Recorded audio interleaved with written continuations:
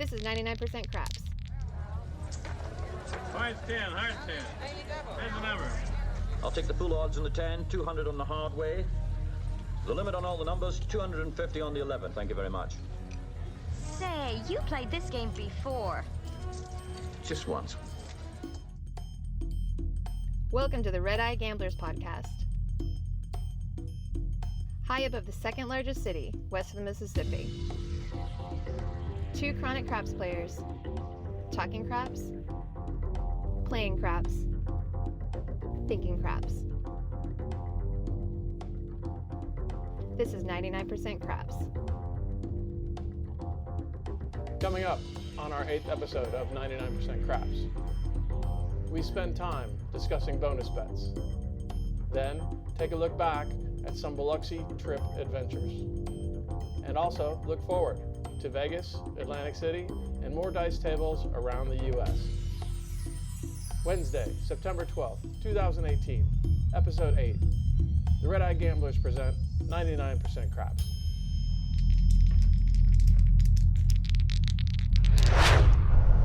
But I do know we need to talk about bonus bets, because we haven't. So we could throw that in there, because we talk about the ATS a lot, and we still haven't explained it yet. Okay, well, bonus bets. I would so are we say- talking repeater? Are we going to mention the repeater also? I think, Although it's not in any of the casinos on this side.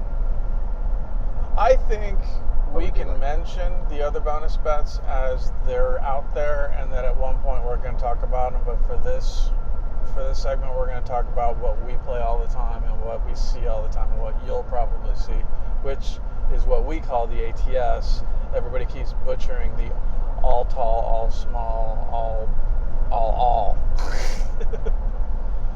You know, so I think we can do that, because there's not only that, there's also the sharpshooter, and then there's other small, you know, like Yeah. fire bet's going away, repeaters there, and then there's some other things, like I think Blackhawk might have had another version, and then I think once you go around Vegas, I think it's something that attracts people. Yeah, what's it at Monte Carlo? What was that one? That was sharpshooter. And that was based on points. Yeah, Right, that one yeah. was based on points. Yeah, where the fire bet, you have to get each point once. The sharpshooter keeps track of multiple points. Yeah, just how many points are you hitting? Yeah, but that's ridiculous. They got a chart that goes up to 20. Like somebody's going to hit 20. I mean, yes, that would be awesome. But the odds of that happening, and then how often have you seen it? I mean, what do you think? How many points do you think is the most you've ever seen one shooter get? I mean, I would say I can remember some guy getting 7. Or me or you. I mean, just from our rolling. I don't think I mean, we've the ever most hit we've more ever than- done is probably 6.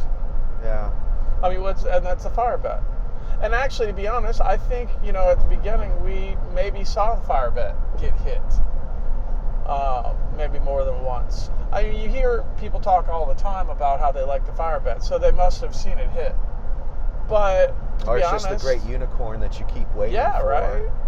I don't know that I've ever seen the fire bet hit. I don't see that. I don't know that. I I've want ever to say seen- we walked up to a table and they were talking about somebody hitting it, but you know, that's like locker room talk. Some guy talking about hitting it. Yeah. You know, it's just hearsay.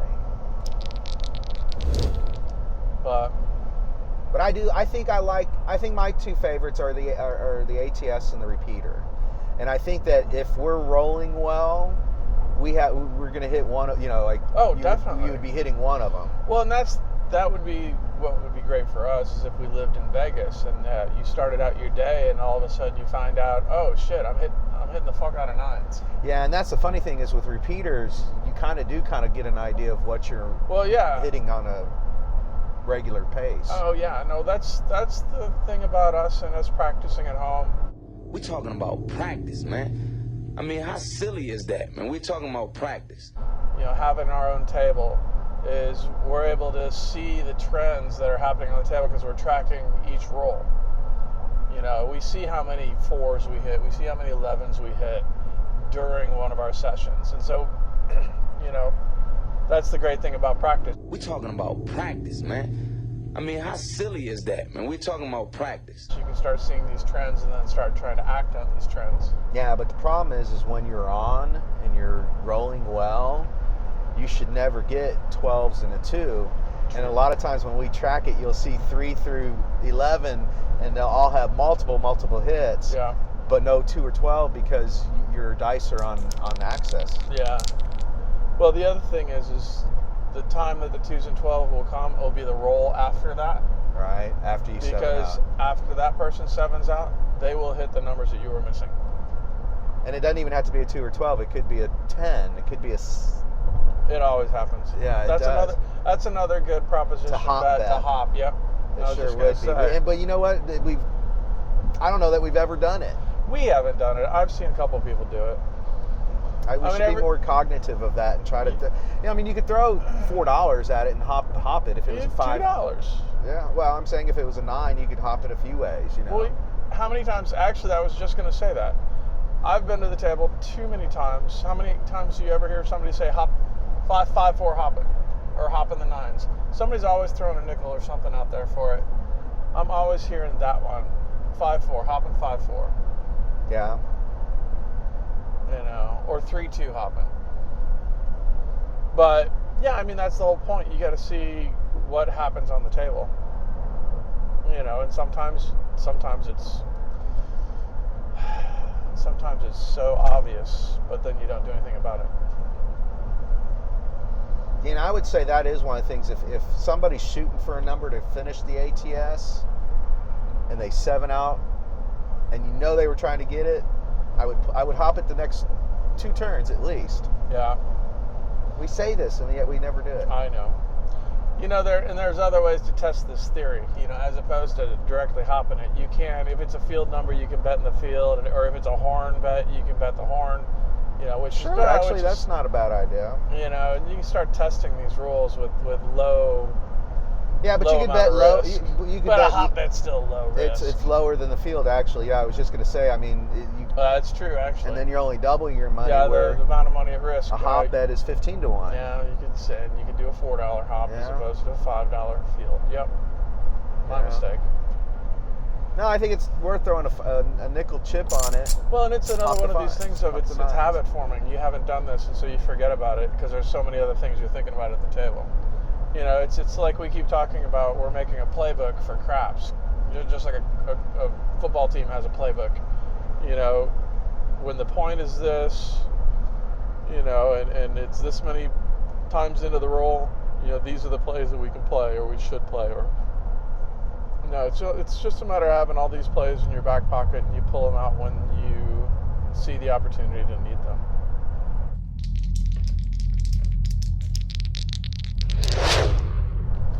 Well, we've talked or discussed or said that we're going to talk about ATS.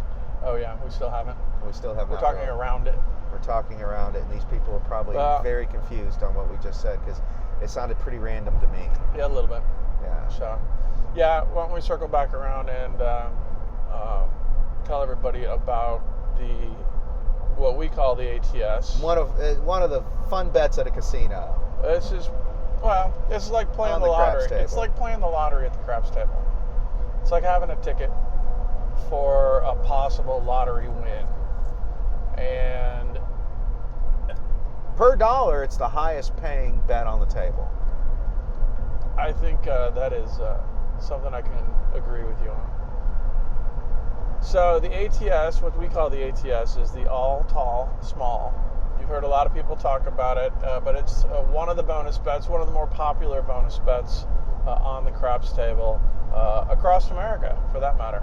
We've seen it in every state that we've played in, and I think it's here to stay for a while until something new comes around. Or until the casino starts losing too much money on it because people are making paydays. Exactly. They'll figure out when it's time. Well, we've already seen that because they've decreased the odds a little bit since the initial time we first saw it. No, that's true. That's true. It has gone. So anyway, so let's back up and talk about it. So the all tall small is what, sir? Why don't you try this one and I'll fill in. Oh hell, can't explain anything. I just throw money on the table. The small is deuce, 3, 4, 5, and 6, and it's in a little box up on top of all your proposition bets, right in front of the guy that sits in the chair.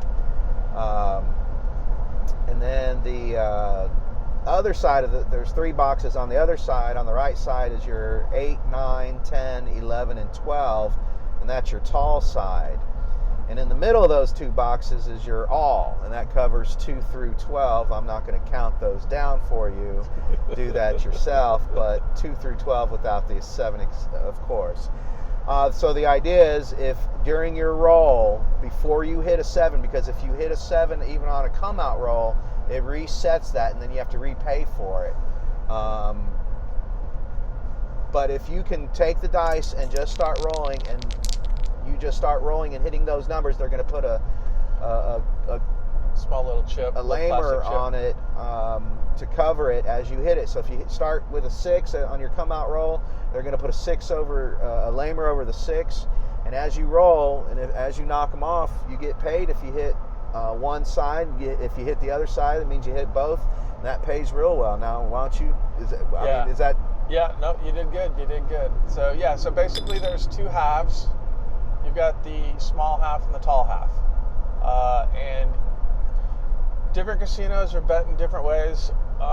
A lot of casinos will let you do $1, but we're seeing other casinos where we're making a $5 minimum. And maximum. And well, that's true. Small casinos, we played on a boat once, actually a boat that left the dock, and it was $5 bet only and maximum. So it was kind of weird, but that was their casino, so it's their rules. But you will basically bet this in dollar increments or $5 increments, I guess, for that matter. So we've seen $25 chips be thrown up there also. Oh, well, yeah, no, as far as maximum goes, I want to say $100. We might have seen more than $100, but I think $100 is probably your max. I think 100 is the max. I don't know that I've ever seen even 100 up there. I think I've seen black chips up there before, but I can't remember. And it's up to the casino on what they want to allow, so it differs. Well, now what are the payouts on this? So the payouts are if you get the half, so whether it's the small half or the tall half, it will pay 34 to 1, and at other casinos it pays 30 to 1. On the Strip, I want to say it was definitely 30 to 1. Well, I want to say it was MGM properties. Yeah. All of theirs were 30 to 1, and then so that's both halves. So if you get one half, you get $35 with your $1, and then if you get the other side, then that's another $35. But then you also hit the all, which the all would be hitting all the numbers. So if you hit both halves, you win the middle bet too. Well, the middle bet is 175 to 1. No, 150. No, 175 to 1. I've seen and then at 150. MGM properties are 150. Yeah, that's a big difference. Yeah, it's a huge difference. Gives the edge back to the casino, I bet. But it doesn't give the edge back. Oh, they already had it. I'm sorry, yeah. Just made it wider. No, so anyway, 150 or 175 to 1, either way. Actually, it's 174. But that's the middle, that's the all. So a lot of places will do a 1-1-1 bet. So $1 on each. So $1 on the tall, $1 on the small, $1 on the all. But we see people make what I consider a bad bet on this, because the chances of hitting this obviously is a difficult bet, because that's why the payout is so high.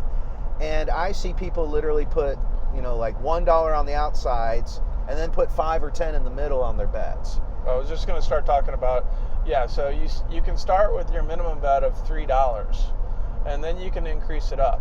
And what we like doing is with a $5 bet, you do a 2-1-2. Or, you can start increasing everything up. So from a 1-1-1 to a 2-2-2 to a 3-3-3 to 5-5-5. and then 10, 10, 10, and so on. You can go all the way up to about 100. But one of the things that I guess we like to do is we're usually playing on the pass line to bet the ATS. Actually, that's probably one of the rules we forgot to mention was you need to have a pass line bet or a dope pass line bet to bet this bonus bet. I think some places will allow it if you have a place bet up. And that's what I'm saying is most likely they do not, because we've gotten into a lot of arguments with these dealers. And they don't even like when we're playing the don't pass and the pass. So it doesn't matter if you're a field better or point. They want you to have money on the table when you place that bet. That is because what they want. If you're playing, if it's a $15 minimum table, and if you happen to put just $10 up top, well, now you got 25 in play instead of just that 10. Well, I know. Yeah, no, there's a reason why they did it. No, so anyway, so you have to have at least a pass line or a don't pass line bet going for the ATS. So what we do is most often play the pass line when we're on the first point to get the ATS established. And that's going to be at a $10 table. It would be the minimum. So whatever the minimum table limit is. So we don't play $5 tables. We play $10 tables and sometimes 15. So if it was a $10 bet, we would bet a 4-2-4. And if it was a $15 bet, we just do 5-5-5. No, we do 7-1-7. 7-1-7, yeah. Or you go 16 and do 7-2-7. Because here's the deal. As much as the 174 or 150 to 1 bet is attractive, it's gorgeous. The odds of hitting that on a regular basis are incredibly slim. The better bet is one of the two halves, and so therefore we put the bulk of our money on the outside bets, the small bets, because that'll hit more often than the other one. We put a little bit on the middle. Well, we still want to be part of it if it all hits. Yeah, so we want $1 or $2 on it, but 175 or 350 on a couple of dollars. But being able to put 7 on that 35, I think is in the long run you're going to make more money that way. No, and we've all seen it. I mean, we've all seen one half of the ATS get hit, not the other half. So why not put your money where the better bet is going to be? So anyway, and then when we get to $25 tables, I'm sorry, and then why are we matching our bet on the pass line to the size of our ATS bet? Well, because if a 7 rolls, you lose. If a 7 rolls, you lose your bonus bet. You lose your ATS bet. However, you win the pass line. So there's your hedge for your ATS. If you're on the pass line and a 7 hits, you win your pass line bet, and then that just goes straight back into your ATS. So we feel like your bonus bet has to either equal or at least be less than your pass line bet. That way you can make a little bit of money. Like when it's $15, we'll still do a 4-2-4, and then you win $5. But when you have to replace that $10 bet when you have a $15 pass line. And then, like I said, when we go to $25 tables, so when we're wanting to push it, and that's the other thing, we've both hit the ATS halves a ton of times. We've hit the all several times. And a couple times we even had money on it. So, but what we find out is we're betting small when we're hitting it, and when we bet big, we're missing it. And so we need to just flip our strategy. And so I think we're going to start betting big at the beginning, because we usually hit it at the beginning, as opposed to betting bigger bets at the end. But I think bet size. So when I start rolling and I feel like I want to try to hit it, I'll then bump up my pass line bet to 25, and then my ATS bet will be 10-5-10. Well, the $10 on the halves, now that's going to pay $3.50. That's a lot better than the $2 that I had on it that was going to pay me $70. So that, and then even having the $5 at the 175 is a good size bet too. So I think for my money going forward playing the ATS, when I'd like to hit it, I want to have $25 at risk, so 10, 5, 10. So, and then this is where you can talk about, well, what would happen if, why shouldn't I do a 5, 15, 5? Well, because you're going to lose your $15. You might hit the 5, but you're going to probably lose your Well, you're going to end up losing 20 probably. Yeah.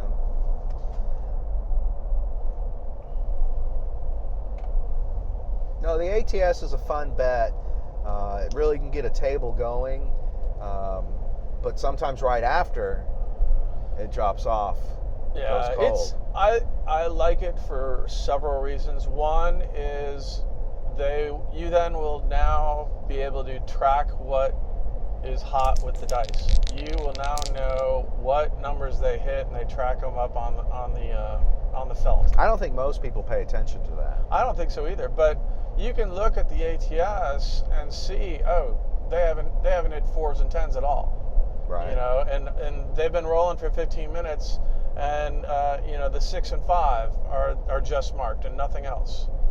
You know, so obviously you can start to see trends a whole lot easier when they're keeping basically a scorecard. Well, and even without them, I do that in my mind when I watch. Well, that's what we do at practice too. We talking about practice, man. I mean, how silly is that, man? We're talking about practice. Is you know, record our rolls, and then try to see those trends so we can bet appropriately. So basically. Nope. Nice try. Okay, well, do we want to talk about like some of at least mention the repeater and some of these other ones?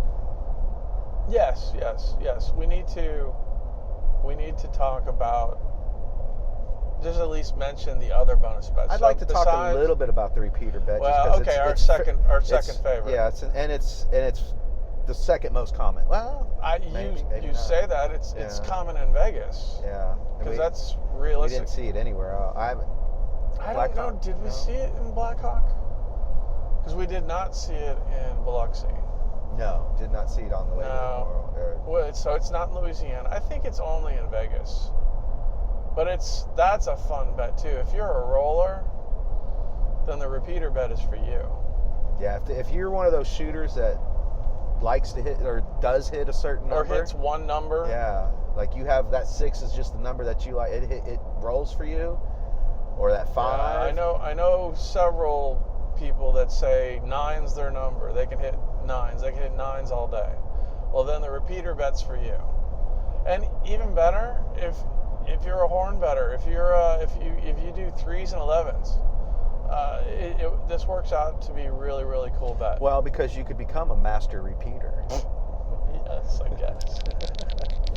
All right. Well, tell how does the repeater bet work? All right. So the repeater bet is another $1 minimum bet, and I think this one's always going to stay $1 because the payout's so high.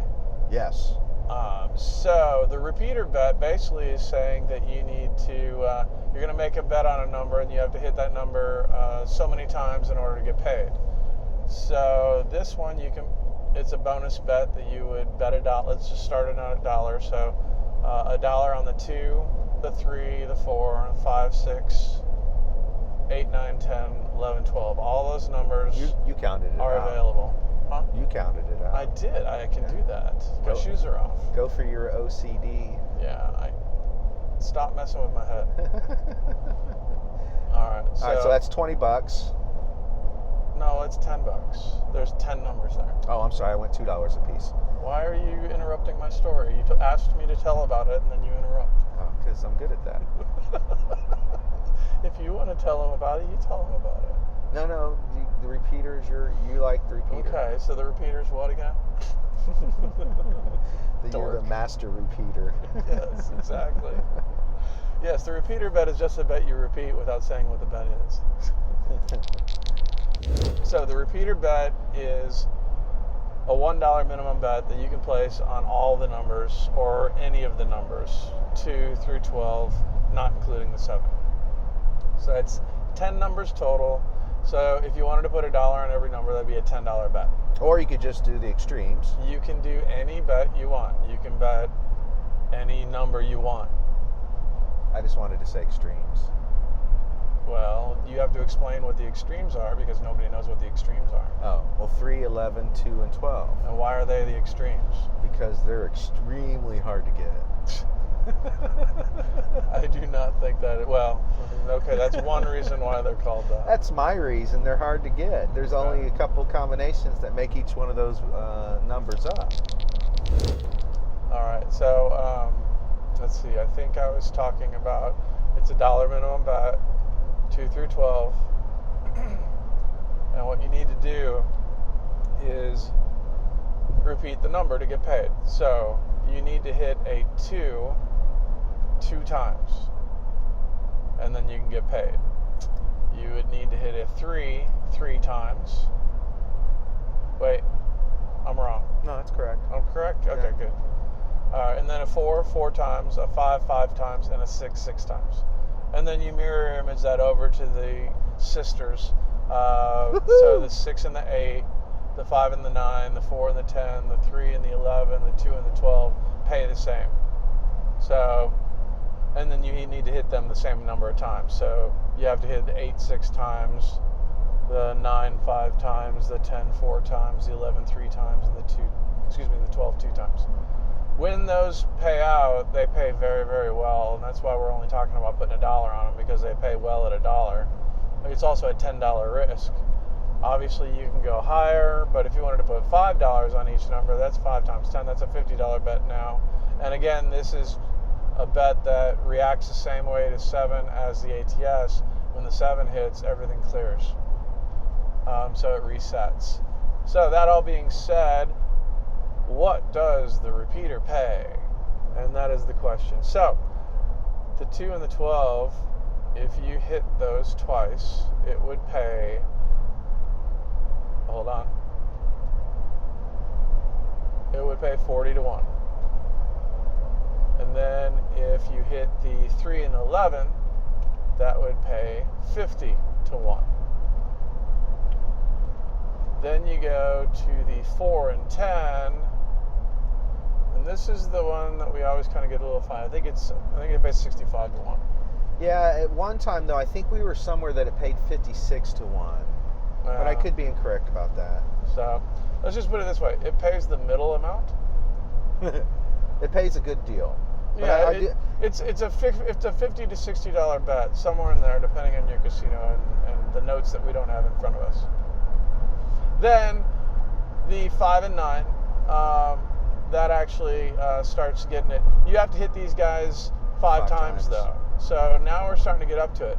I mean, hitting a 2 and a 12 2 times, or an 11 and 3 times. So how many times have we seen people roll yos? I mean, everybody's seen, yo hit 3 times or more, a couple times at the table. Same thing with 3s, and hitting 2 2s or 2 12s. We've seen that too when the sure. I mean, it doesn't happen all the time, but we've seen it for sure. And then 4 4s or 4 10s. Now we're starting to get into a little bit of toughness, and so that's why it pays a little higher.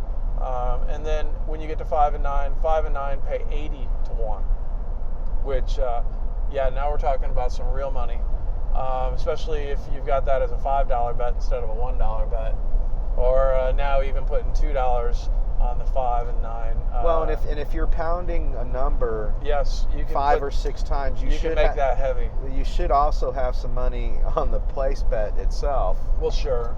And hopefully you're making money there too. Yeah, but so that's 5 and 9. Then 6 and 8, that pays 90 to 1.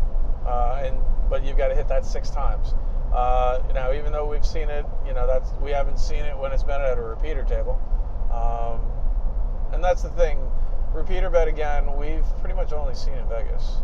I know Planet Hollywood and the Venetian and the Plaza, and I think MGM properties were starting to bring it on the last time we were in Vegas. So,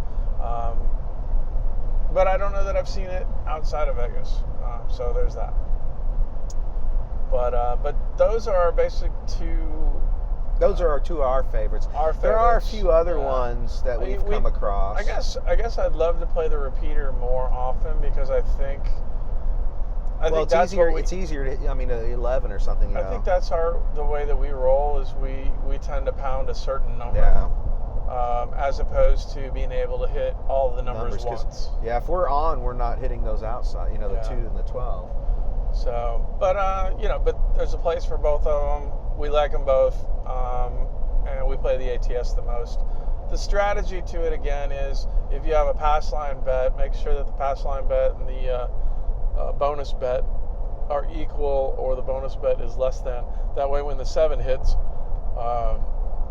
your bonus bet clears, but then you get paid on the pass line, and so that's your hedge for your bonus. All right, well, that was something we forgot about during the rules, so we wanted to let you guys know about it, as well as there are other bonus bets, but we're not fans of them, or we don't like them, And they're or not we don't in a see whole them. bunch of places. You know, the fire bet, we think that's a little ridiculous. The payout's horrible. That's at the little casino we like on the strip. The one with all the red. That now that you made, it's the Cromwell. Cromwell, thank you. I was having. Yes, well, no, we like the Cromwell for multiple reasons. But I think they do the fire bet there. They had the fire bet there, yes. It's a matter of will it still be there? Because they're total rewards, so I'm not sure. I don't know if Caesars was. Did you remember if Caesars had Repeater? I could not tell you. Yeah, I can't remember either. We haven't been back to Vegas in a while. My birthday? Last year? When did we go Or there? January. I don't know. I don't think we've been to Vegas in 2018. Yeah, I don't think we have either. I think we went November of last year. I think that was probably it. But, all right. Well, that's kind of sad. Well, yeah, it is kind of sad when you can't remember last time we went to Vegas, and you used to be going 6 or 7 times a year. Yeah. Yeah.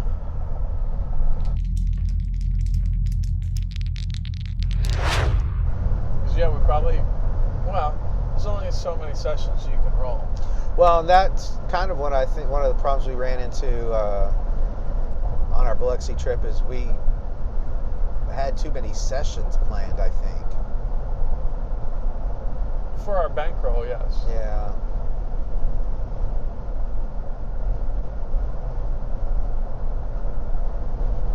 Well, you say too many sessions, or you didn't have enough money. Yeah, I didn't have enough I money. mean, you played too many times with the amount of money you had. Yeah.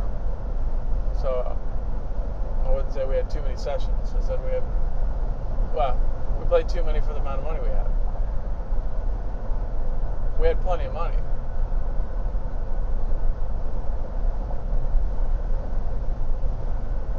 But I don't know that we played too much. Well, no, I'm not saying, maybe not played too much, but at the beginning I played too conservatively for the first day or two because you knew you had... you didn't know what you were doing your first day. I mean, we were going to Biloxi playing all these half tables and stuff. Right. You were like a kid in a candy store. Right. There was no controlling that. No, there was not. So, and I thought we handled Biloxi out right. I mean, we scouted. We went to every single place before we played. You know, we definitely assessed everything. Well, and that's the thing. I think when we were in Biloxi, things started changing. Yeah, no, we definitely had much better luck in Biloxi. Yeah, it was the trip on the way. Well, and yeah, that might have been forcing too many casinos on the way, where we could have just gambled one session on the way versus 3. Yeah. You know, and take it easy on the way out there. Well, actually, yes, take it easy on the way out there so that you've got your money for when you're there, and then coming home, you know how to play with it. Yeah. Sorry about that. With your bankroll, that is. I think that makes a little more sense of, you're playing once, you're not playing the whole time on your way out there. I think that might have been a little bit what we were doing. We're getting in all our action before we even got to Biloxi. Right. We spent our wad before we got there. Close to it. So.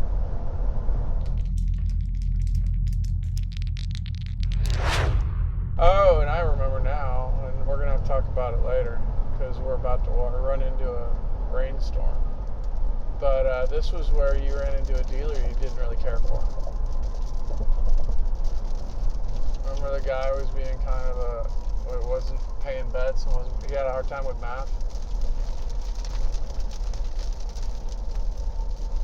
I don't know that I remember that.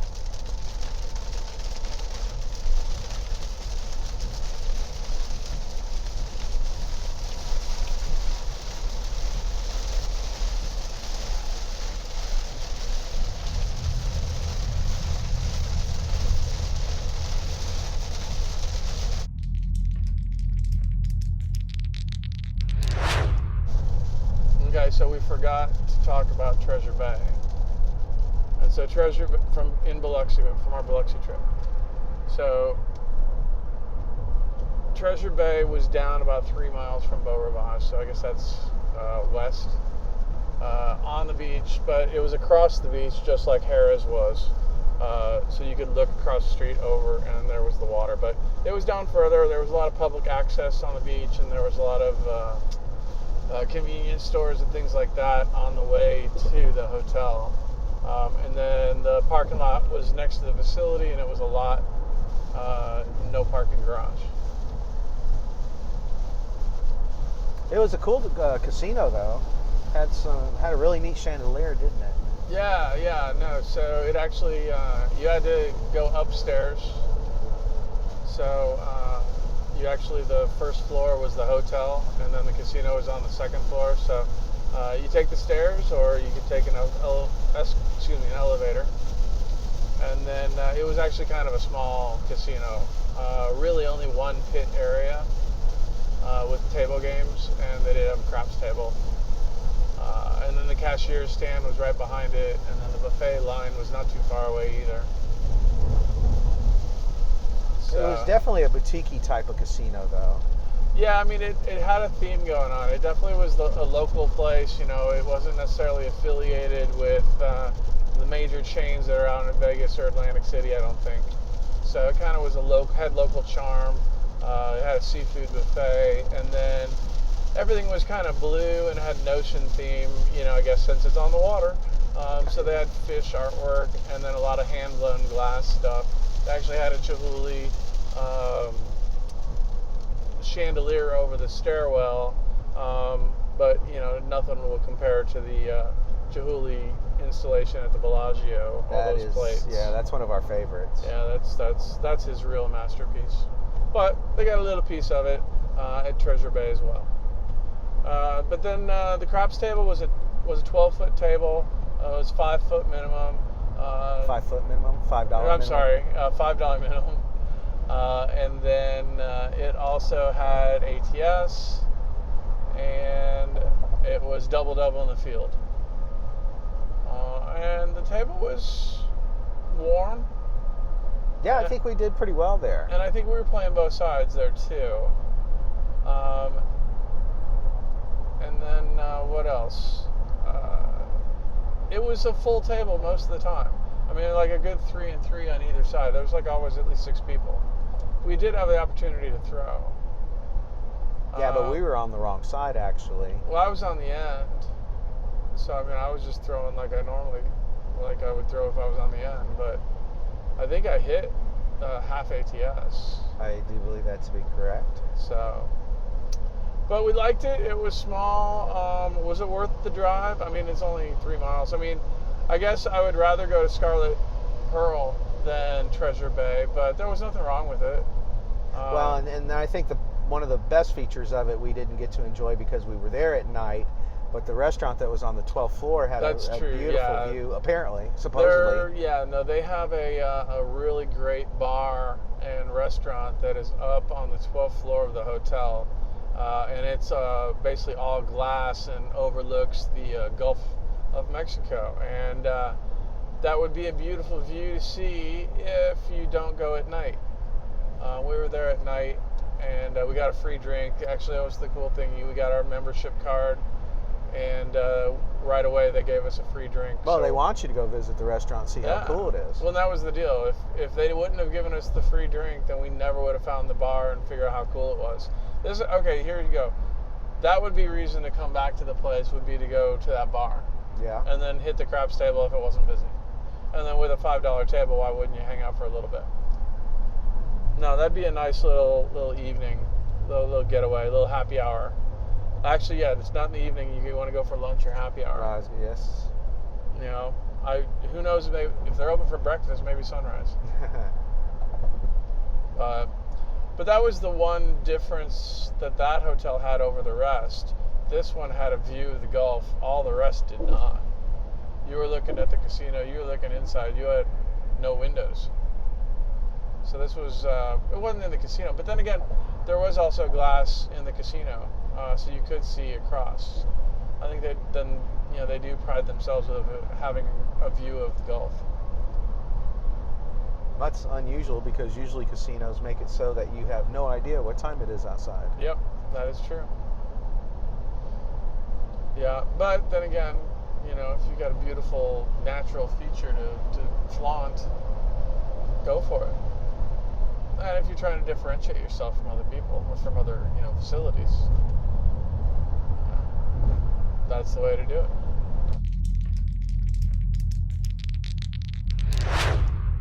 So, any other things we want to cap off on our Biloxi trip? It's been a while. We're finishing up on the episodes on our podcast that talk about it. Well, I think it was a pretty awesome trip, and I think that if we had the time again, we would consider doing that again. Yeah. It was not a quick trip, and it wasn't meant to be. Yeah, no, it'd be like if you could gamble on your way to Vegas, then we'd drive to Vegas. But this was a way for us to drive to I don't know, I really kind of can compare Biloxi to downtown Vegas. Yeah, I guess it's on quantity of casinos in a tight vicinity. Right. And then also them being fairly low limit. $5 and $10 tables versus 15 and up, which is on the Strip, and in your other markets. What's interesting is, we talk about going to Lake Charles. Well, Lake Charles is $15 now. Right, it sure is. They're not the $5, no. And even when we went to Baton Rouge, LeBare's was $10. So, the $5 table limits, you can get them downtown. Well, I know you can get them in Blackhawk. And I think that's because once you add the quantity of competition, then you do have some lower limit places and some higher limit places. Well, it depends if you're chasing after the nickels or the quarters. That's true. But a whole bunch of nickels can equal a whole bunch of money. Yeah. But yeah, I like the road tripping. I like the driving 2 hours. And I like the fact that we can still do it again and still see places we haven't seen. Right. There's still, 5. We didn't hit them 5 all. or so casinos got that close. we missed.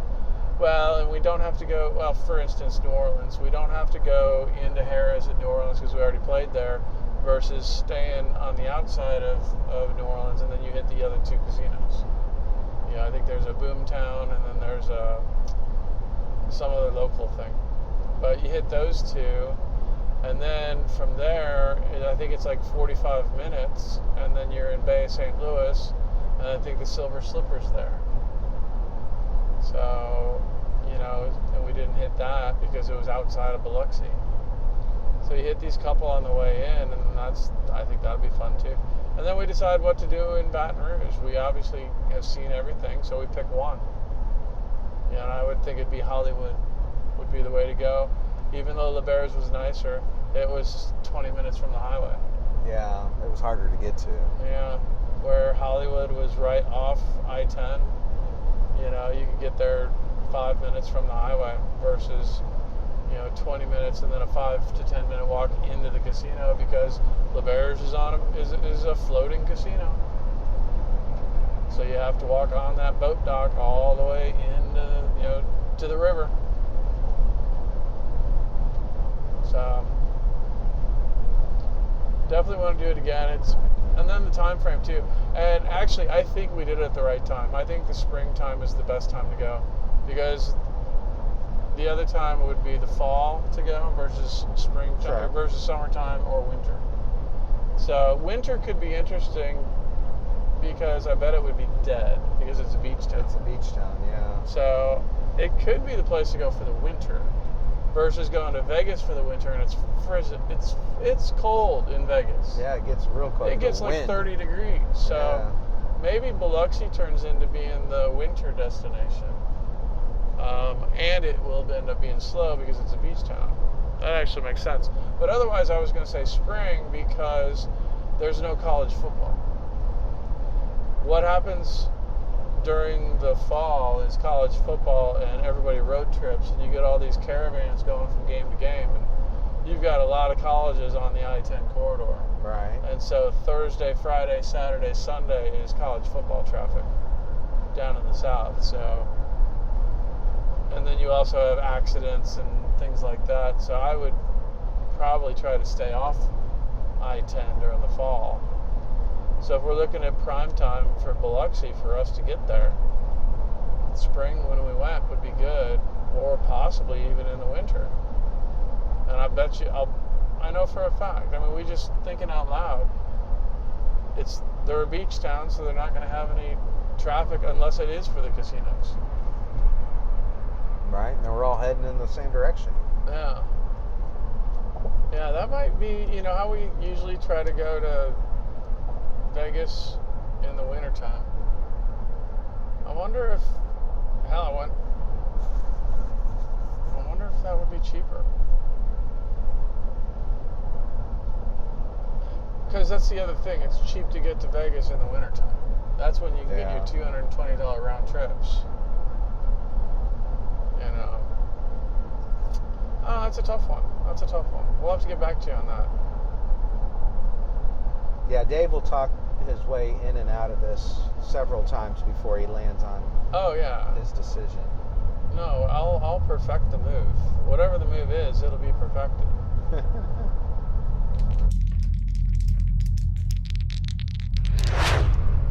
I mean, at some point, I think we should do Atlantic City. I need to look at a map. Maybe seeing it on a map, however close everything is. It'd be a whole lot better if it were easier, if it was more convenient or closer. Like, it's further away than Vegas. Yeah, which means the tickets are more and the plane ride's longer. Well, the plane rides are longer. We don't know if it's more or not. The question is do we want to experience East Coast gambling? Well, definitely at some point we have West to. and West Coast for that matter. Yeah. When are we ever going to try a card craps game? Which just sounds so friggin' weird. It definitely loses something when you take the dice away.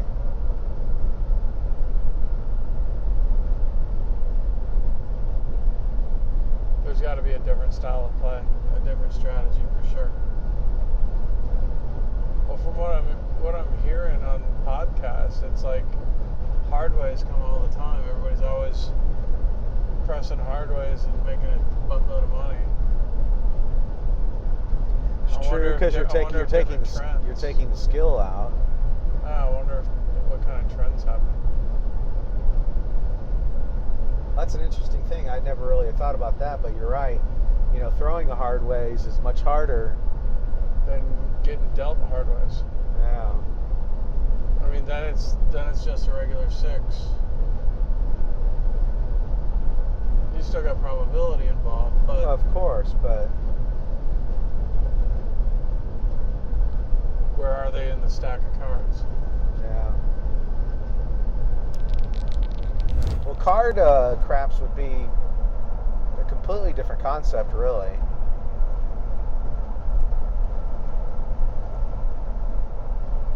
I mean, could you depend on the statistics side even more because it's cards? Because now you're taking out the human touch of somebody throwing the dice. Now it's based on a shuffle that the dealer gave and a cut, and then a random drawing of the first two cards. You know, does that statistically make it? It's not a random drawing of the first two cards. You still have to roll dice to determine which cards to pick. Really? Yeah. Oh, so there's still dice involved. Yes. And then it just counts down. Well, that's stupid. Why don't you just use the dice?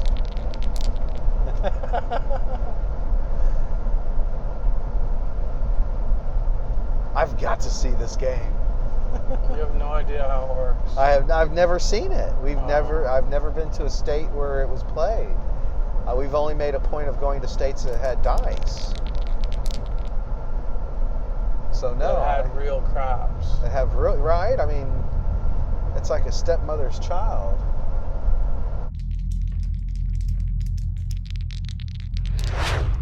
I mean, we usually do it for either your birthday or my birthday, and this year for my birthday we did the Biloxi trip. So that almost means come this fall we almost have to go to Vegas. Almost.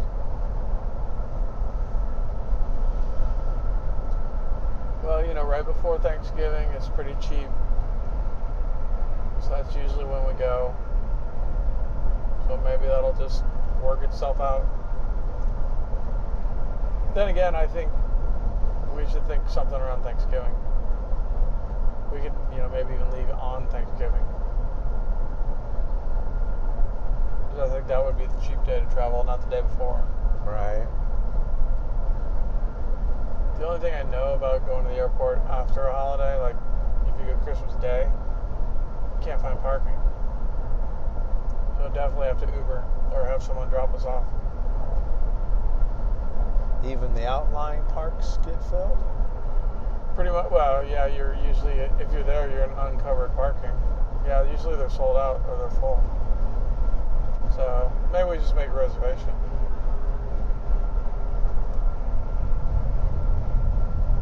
Just something you have to plan for. Right.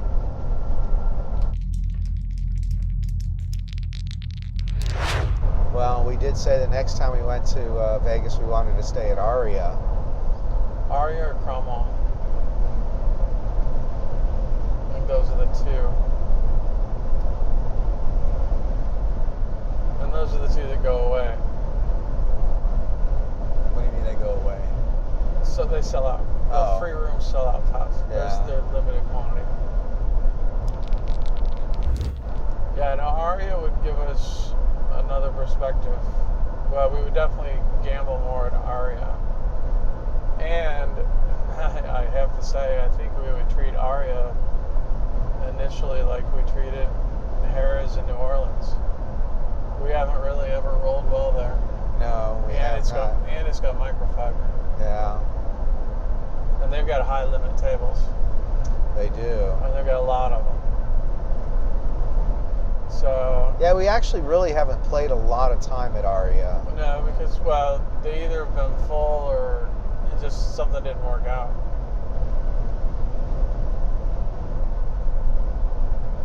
Yeah, I think the other ones that we could afford were filled up, and then they had $50 and $100 tables sometimes, and, you know, quarter tables. They've got a lot of tables. I want to say they've got like 10. Yeah, they've got a good number of them. They do. Yeah. They have a big open area for them. Yeah, I want to say they've got like six 3 and 3 back to back, and then 4 2 and 2 back to back. But yeah, I'd like to play on the DC over there. I think that would be a good play. I don't see repeaters being there. Yeah, I think the microfiber makes it. Well, you say that. Yeah, if it makes it more random, then yeah, the DC should be the bet. So that's what I would do. I would play my DC bet for a little bit. You might sit on the 6 and 8, and then play DCs. Well, if something's hitting. That's the other thing with the microfiber, one number can just pop and be crazy. That is true. So, just have to check, but yeah, I guess other than the strip, if we went back down to downtown, I don't see there's a reason why we wouldn't stay at the Golden Nugget. I couldn't give you a reason why we wouldn't stay at the Golden Nugget downtown. I mean, even if we stayed at the D, which I think we stayed once at the D, We did, the rooms at the Golden Nugget are better. without a doubt. The D it's a cool place, but it's a little outdated. Yeah. So, I'll give you this. The Golden Nugget's big, and so it takes a while to walk from the casino to the hotel elevators, which is pretty typical in any casino in Vegas versus downtown. I mean, you still got to walk from like Bellagio, to the casino to the elevators. Actually, it's not that far, but when you're talking downtown, you're talking about basically the casino's on Fremont Street, and then you got to walk all the way to the back where the hotel is.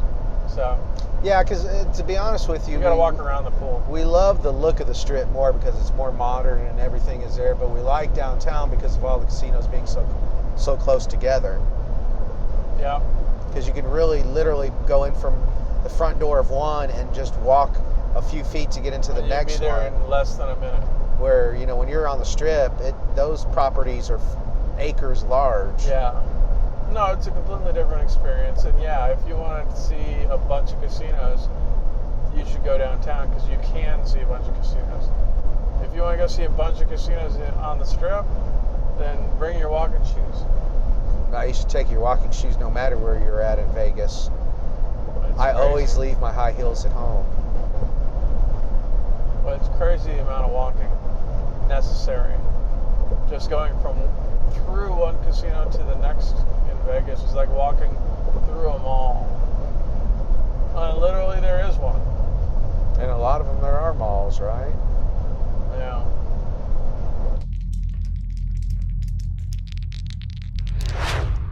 Yeah, I guess that's the debate. The debate is when we go to Vegas, it's going to be most likely our 2-day trip again. Yeah. And so if it's going to be that way, where do we want to gamble? Yeah, do we want to go downtown or do we want to go? Do we want to go downtown or do we want to go to the strip? Because I don't believe we've ever split a trip, right? We've either stayed downtown or the strip. We haven't stayed long enough to split a trip in Vegas yet. Yeah. We did it in Biloxi because we were there for 4 days. We haven't spent more than 4 days in Vegas. Straight. Yeah. We've been there at the beginning of the week and the end of the week. But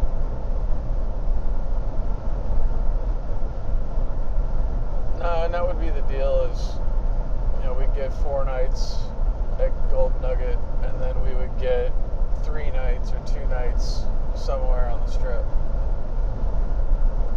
But see, that's a 4-day, it's a 4 or 5 day trip. Yeah. It'd be fine if you could wrap it over a weekend, but again, on the weekend, we're not getting free room. We're not getting discounted rooms until we spend more time out there. Yeah, I think, the trip we like is a 2-day trip. The 2-day trip is either on the strip or downtown. There is no combo. And then if we do multiple days, then the debate becomes, do we go to Biloxi or do we go to Vegas? And if we go to Vegas, then we'll do downtown and if not, then we're going to Biloxi and we do all the casinos on the way to Biloxi.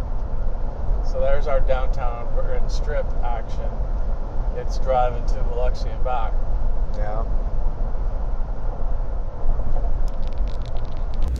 Well, and I think a lot of times when we go to Vegas, we kind of make sure that we limit ourselves to three casinos. Usually is what our rotation is, and we usually keep those 3 or 4 casinos within the same family so that we're making points for our comps.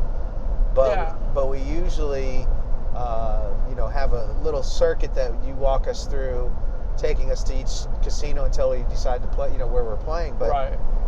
so when we're in Vegas, we don't hit 20 different casinos. We really only stay with 3 or 4. Well, true, and that's something that we've worked on through the years, is weeded out casinos we don't. Well, 1, we're not lucky at. 2, they don't like us at. And then 3, just casinos that are out of the way. When you're in Vegas, I think fatigue is a major player, and it will definitely affect you in your game if you walk too much from casino to casino. Yeah, because this isn't like blackjack where you get to sit down. No, you have to stand the entire time playing craps, and then you're basically walking from casino to casino. So you're walking a mile from table to table sometimes. If you go from the Bellagio to Caesars, you're talking about probably 3/4 of a mile or At a mile. least, yeah. To go from their craps tables, from the Bellagio's craps tables to Caesar's craps tables. And then it's just a little bit less if you go to the Cromwell, or a little bit less if you go to but I would say minimum, places next door. But on the Strip, minimum half mile. half mile between Minimum. them. Yeah. And then you're standing on your feet for an hour or 2 hours, however long you're at that table. I know. Now, most of these casinos do have nice carpet, which we've made comments on before. But it is a lot on your feet, or back. No, on everything. So, and then if you're not feeling comfortable, then you're not going to play well. So you really have to be aware of, okay, when I'm going to Vegas, what casinos am I going to go to? Because I'm not going to walk from one to the other and then have to, drink a gallon of water and take a half-hour nap just to recover. But I feel that 3 casinos on one trip is a good number of casinos to have at your disposal. It's a nice variety. If you can go, if one's busy and you go to the other one and play there for a little while, a 3 is a nice rotation. But that's our natural rotation that we've got in Lake Charles, because there's only 3. Right. Now downtown, you can make a better you can make a bigger rotation. Yeah, but even if you think about downtown, which casinos do we play the most at? Well, we limited it down to basically 2. The D and the Grand. The Grand, and then we also played at is that California, the yellow one? No, we didn't play at the California. We walked all the way down. That was the one where I got in trouble for taking the picture. They only have 2 times odds.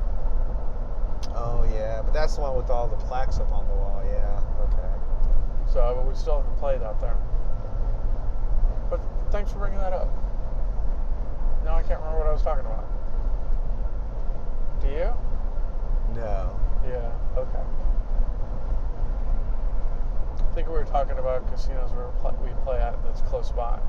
Well, I was trying to come up with 3. But see, you're just saying 3, and like I said, that's 3 because of Lake Charles. It is 3 because of Lake Charles. I definitely agree with that. Because there's like 5. It depends on what we're doing in Vegas. When we were staying at the Monte Carlo, we did Aria, Monte Carlo, Bellagio, and that was 3 right there. But then we crossed over and we go Paris, Planet Hollywood, and Cromwell. And then we'd still even jump over to Caesars. So, that's 7. So where's this 3 shit coming from? So, and then, I think, it doesn't matter. You don't have to put a number on it. Black Hawk was the same way. You just basically walk to what's close by. Try not to get too tired, because it will add up. That's the one thing with craps. You're not sitting down. Unless you're in Biloxi, then they have stools.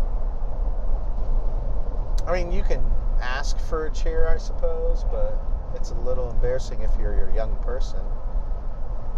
Absolutely.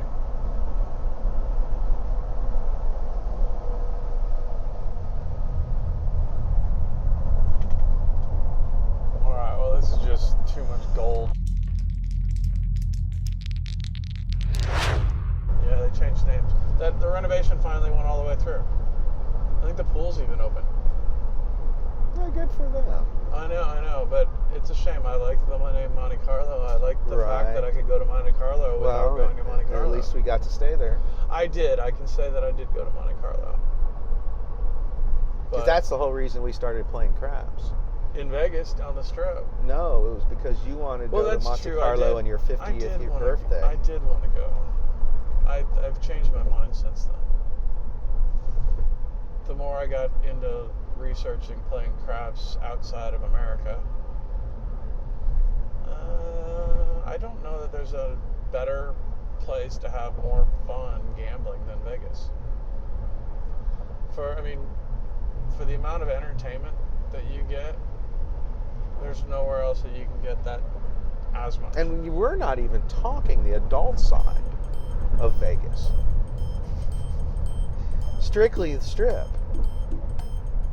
Sure.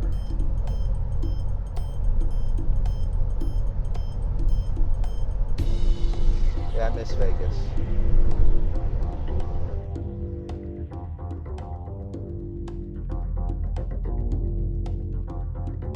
Coming up on our next episode, we talk about our most recent casino trip,